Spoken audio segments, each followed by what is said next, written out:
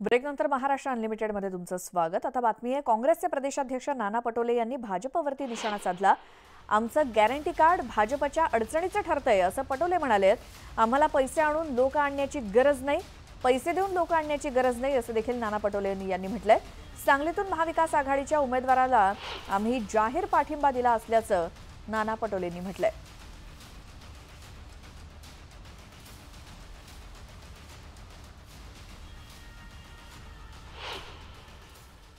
सोलापुरात काँग्रेसचे प्रदेशाध्यक्ष नाना पटोले आपल्या सोबत आहेत। नाना भाऊ, सर्वात आधी सोलापूर येतो, आधी मोदींची सभा, काल झालेली योगींची सभा आणि मागच्या काही दिवसातला प्रचार, ह्या सगळ्याला बघून काय नेमकं वाटतंय? कारण काल योगींचं भाषण ऐकलं असेल, तुम्ही मोदींचं भाषण ऐकलं असेल, हलवलंय सोलापूरने बऱ्यापैकी सगळं गणित।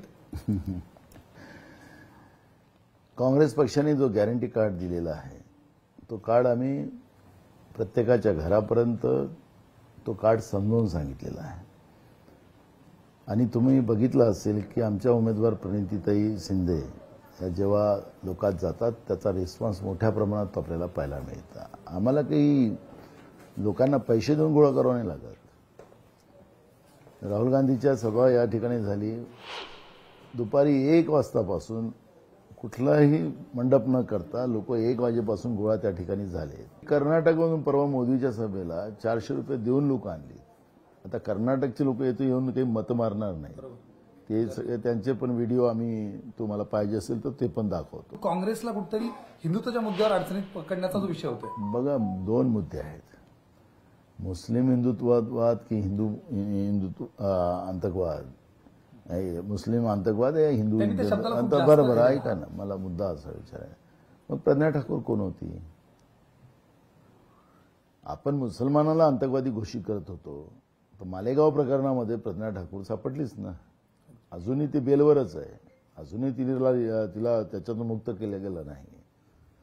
मूळ मुद्दा असा आहे की अखेरी तुम्हाला कोणत्या धर्मावर तुम्ही जेव्हा म्हणता, तुम्ही मुसलमान आतंकवाद म्हणता, मग आपल्यातला हिंदूतला कोणी माणूस ते करत असेल तर त्याला आपण शिकवलं पाहिजे, त्याला समजवलं पाहिजे की याच्याने धर्म बदनाम होते। मुसलमानांनी सुद्धा त्या धर्मामध्ये कोणी आतंकवादी होत असतील तर त्यांना समजून सांगितलं पाहिजे।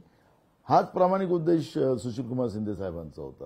अद्यापही सांगलीच्या जागेसंदर्भात काँग्रेसचं कारवाई झालेली नाहीये कदम यांच्यावर, कुठं अडकले? म्हणजे अजूनही ते तसंच पुढे जाऊ द्यायचं का? पाठबळ किंवा अदृश्य हात त्यांच्या पाठीमागे तुमचे काम करते असं म्हणायचं? तिथं अजूनही नाराजी गेली नाही?